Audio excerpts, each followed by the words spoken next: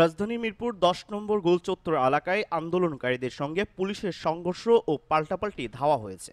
আজ বৃহস্পতিবার বেলা 11:30টার পর থেকে সংঘর্ষ শুরু হয়। সংঘর্ষে প্রায় ২০ থেকে ৩০ জন শিক্ষার্থী আহত হয়েছেন বলে খবর পাওয়া গেছে।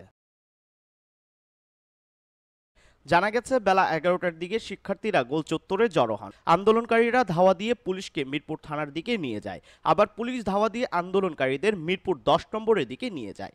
জবাবে পুলিশকে লক্ষ্য করে ইটপাটকেল ছোড়ে আন্দোলনকারীরা। তখন বিভিন্ন সড়কে টায়ার জ্বালিয়ে আগুন দেওয়া সহ অন্তত ৫টি মোটরসাইকেলে আগুন দেওয়া হয়। বর্তমানে পুরো এলাকা রণক্ষেত্রে রূপ নিয়েছে। এর আগে মিরপুর ১০ নম্বরে অবস্থান নেয় আওয়ামী লীগের বিভিন্ন অঙ্গ ও সহযোগী সংগঠনের নেতাকর্মীরা। ছাত্রদের তাড়া খেয়ে ঘটনাস্থল ত্যাগ করেন তারা। সে সময় ছাত্রদের মাঝে আটকে পড়ে যান ঢাকা উত্তর সিটির ৬ নং ওয়ার্ড কাউন্সিলর তাইজুল ইসলাম চৌধুরী বাপ্পি। পরে আওয়ামী লীগের কয়েকজন নেতাকর্মী ঘটনাস্থল থেকে কাউন্সিলর বাপ্পিকে উদ্ধার করে নিয়ে আসেন।